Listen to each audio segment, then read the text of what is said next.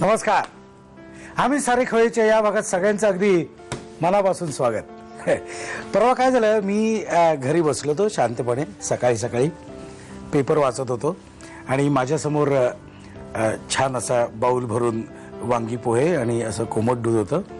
Paper वाचत असताना असं वाचायला मिळालं मला की वांगी प्रकृतीस हानिकारक असतात कारण ती वातूळ असतात.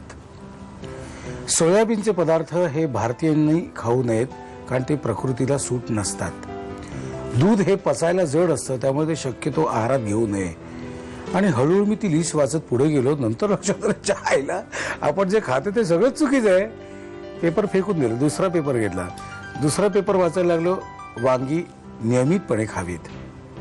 दूध हे पचनास उत्तम आणि आरोग्यास अतिशय हितकारक, त्यामुळे दूध रोज प्यावं.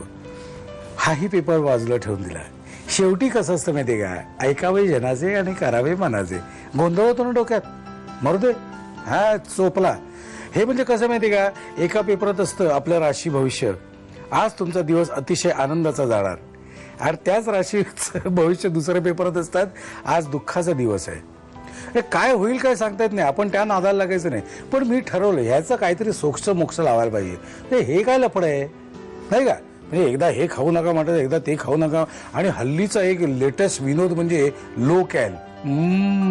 काय टाइमपास चाललेला असतो. माझ्या डोक्यात आणि तुमच्या डोक्यात त्याबद्दल गोंधळ आहेस. हा गोंधळ दूर करण्यासाठी मी आज इथे परत बोलवलेलं आहे मालविकाला. मालविका, तुझं परत एकदा मनापासून स्वागत. ही लो कॅल काय भानगड आहे ग? लो कॅलरी म्हणजे जे काही आपण पदार्थ बनवतो आहे त्यामधनं कमीत कमी उष्मांक मिळाला पाहिजे. पण ह्याचा अर्थ असा नाही की ते पूर्णपणे बेचव अन्न होतं किंवा टोटली ब्लँड फूड होतं, अजिबात नाही. ह्याच्यामध्ये परत मगाशी आपण मागच्या वेळेस म्हणलो त्याप्रमाणे कुकिंग मेथड्सला खूप महत्त्व येतं. म्हणजे रोस्टिंग, ग्रिलिंग किंवा ड्राय रोस्ट करणं किंवा उकडणं, तर ह्या मेथड्स वापरून ओव्हरऑल रेसिपीचा कॅलरीज जे आहेत ते कमी आणू शकतो. आपण आता पटकन जाऊया का किचनकडे? आमच्या खव्यानं तू आज काय दाखवणार आहेस? आज पहिली रेसिपी आहे आपली egg on toast. Egg on toast, okay. मला साहित्य सांगतेस त्याचं? 2 अंड्यांचा एग व्हाईट घेतलेला आहे. नंतर 1 वाटीभर सगळ्या मिक्स भाज्या, गाजर, फ्लॉवर, नंतर मूग घातलेत आपण ह्याच्यामध्ये, मोड आलेले मूग आहेत. दूध घेतलंय, हे स्किम्ड मिल्क आहे म्हणजे साय काढलेलं दूध आहे. लो फॅट बटर, आलं आणि लसणाची पेस्ट, आलं मिरची, नंतर टोमॅटो सॉस थोडं, मीठ, किसून सोया पनीर आहे घेतलेलं आणि मिरपूड आणि हे wheat bread. Okay, wheat bread आहे, साधा ब्रेड नाही? साधा ब्रेड. ओके. बरं, या नुसत्याच भाज्यात ना, त्याच्यावर काही संस्कार केलेत? नाही, आता ह्या आपल्याला वाफवायच्या. त्याच्यामध्ये तुम्ही बाकीच्याही म्हणजे आपण भाज्या घालू शकतो, पालक आहे किंवा मेथी आहे, अशाही गोष्टी आपण ह्याच्यामध्ये सबस्टिट्यूट, या लेट्यूस आहे, आपल्याला जे पाहिजे आपण घालू शकतो. घरात जे कोण काही खात नसेल ते घालायचे, घालू शकतो सगळे प्रकार. ओके. तयार भाजी चालते का ग? कालची राहिलेली वगैरे? शेळी परत न्यूट्रिशन कमी जातं ना त्याच्यामध्ये, त्यामुळे नाही. अंड जे घेतलेलं आहे ना त्याचा स्पेसिफिक लो कॅलरीच्या दृष्टीने घेतलंय ते म्हणजे एग व्हाईट घेतलंय. एग व्हाईट म्हणजे त्याच्यामध्ये अल्ब्युमिन असतं, एग अल्ब्युमिन. येलो जो पार्ट असतो एग योकचा, तो फॅट पण असते त्याच्यामध्ये मुख्यतः, आणि त्याच्याबरोबर प्रथिनं पण असतात. म्हणजे दोन्ही गोष्टी असतात येलोमध्ये. पण एग व्हाईट स्पेसिफिकली फक्त एग अल्ब्युमिन म्हणजे प्रथिनं वाढवण्याच्या दृष्टीने एग अल्ब्युमिन घेतलं. आणि दूध पण प्रोटीन्स आणि कॅल्शियम असं ह्याच्यामधनं मिळतं. त्यामुळे लो फॅट मिल्क आपण घेतलं आणि साय सगळं काढलेलं दूध. हे सगळं लो कॅल आहे. ओके. आता आपण साहित्य तर बघितलं, तर काय करायची कृती मला? सर्वप्रथम भाज्या आपल्याला वाफवून घ्यायच्या. बरं. एका पॅन मध्ये 1 अर्धा चमचा तेल घातलंय, त्याच्यामध्ये या सगळ्या भाज्या घालायच्या. मुगासकट, आलं आणि मिरचीची पेस्ट पण घालूया. मीठ घातलंच आहे आणि या सगळ्याला चांगली वाफ आणायची. बस बस. थोडंसं आपलं तिखट बरं वाटतं खायला, कारण लो कॅलरीज आहे ना, कितीही खाऊ शकतो आपण, कितीही खाऊ शकतो नाही का. बाकी तिखट नंतर तुम्हाला काय त्रास होईल ते तुमच्या तब्येतीवर. प्रमाण ठरवावं, पण म्हणजे किती खाऊ शकतो नाही. ओव्हर इटिंग कुठल्याही गोष्टीचं झालं की तिथे कॅलरीज पडतात. बरोबर. म्हणजे साधारण रोजची आपली सेडेंटरी लाईफ म्हटलं तर 1500 कॅलरीज तरी किमान मिळायला हव्या, 1500 ते 1800. कॅलरीज ह्या तुमचं जे काही कामाचे प्रकार आहेत त्याप्रमाणे साधारण डिव्हाइड होतात.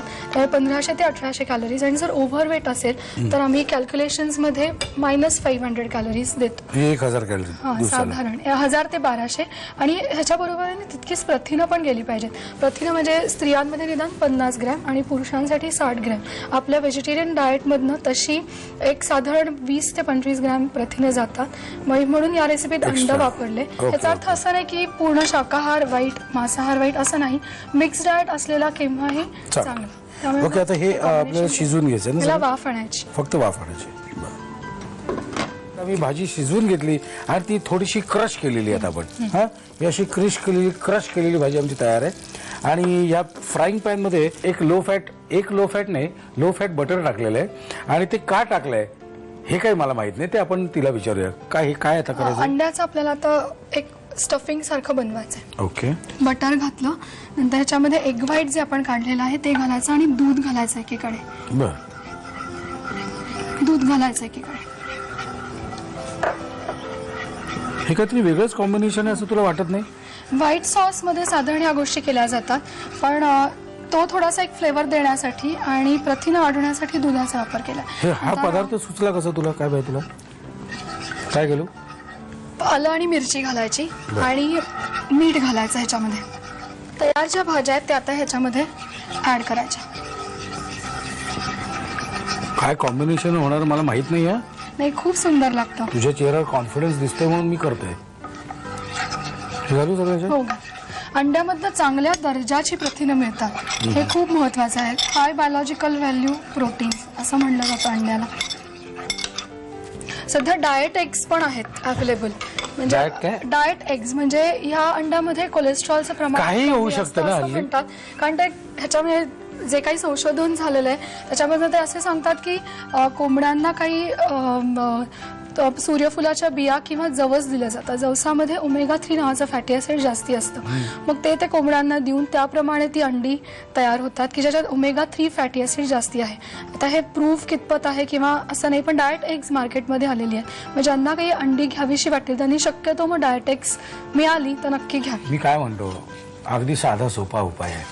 सगळं रेमटवून खा आणि सकाळी उठून अर्धा तास सूर्यनमस्कार करा. Base, that's it.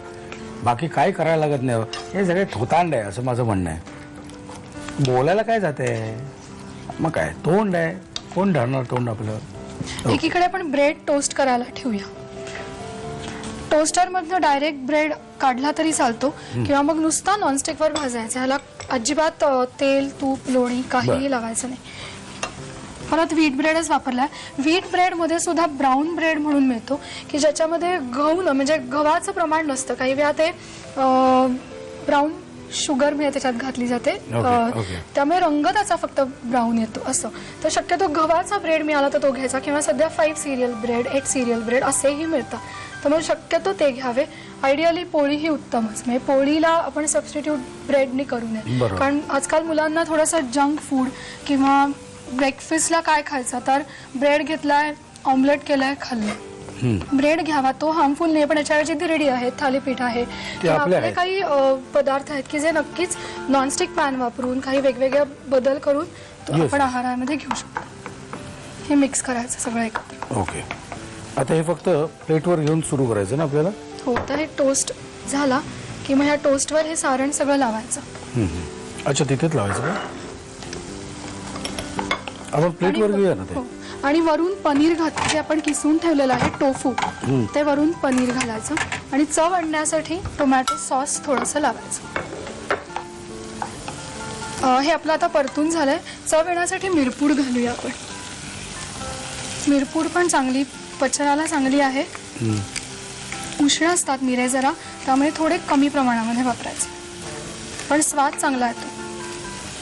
आपले झाले का ब्रेड? आपले ब्रेड टोस्ट करून झालेले.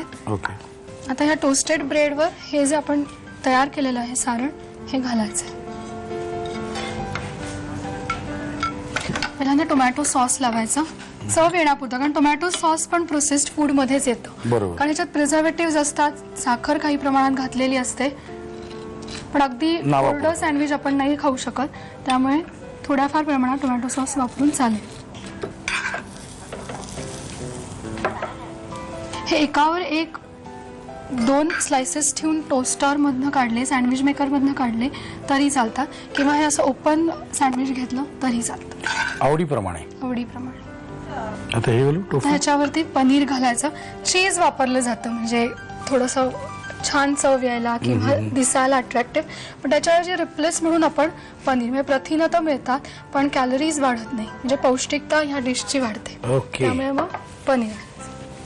एग सँडविच ना काय? Egg white sandwich, egg on toast. Egg on toast आपले तयार झालेले आहेत. Egg on toast. तुम्ही साहित्य आणि कृती लिहून घ्या. एग ऑन टोस्ट बनवण्यासाठी लागणारं साहित्य: 2 अंड्यांचा पांढरा बलक, फ्लॉवर, गाजर, फरसबी, मूग, दूध, लो फॅट बटर, मिरची आलं पेस्ट, टोमॅटो सॉस, मीठ, टोफू, मिरपूड आणि व्हीट ब्रेड स्लाइसेस. कृती: प्रथम पॅन मध्ये अर्धा चमचा तेल गरम करून त्यामध्ये फ्लॉवर, गाजर आणि फरसबीचे तुकडे मीठ घालून परतून घ्यावेत. त्यामध्ये मूग आणि आलं मिरचीची पेस्ट घालून वाफवून मिश्रण मॅश करून घ्यावं. फ्राय पॅन मध्ये अर्धा चमचा बटर गरम करून त्यामध्ये अंड्याचा पांढरा बलक, दूध, आलं मिरची पेस्ट, मीठ, मिरपूड आणि मॅश केलेल्या भाज्यांचं मिश्रण परतून वाफवून घ्यावं.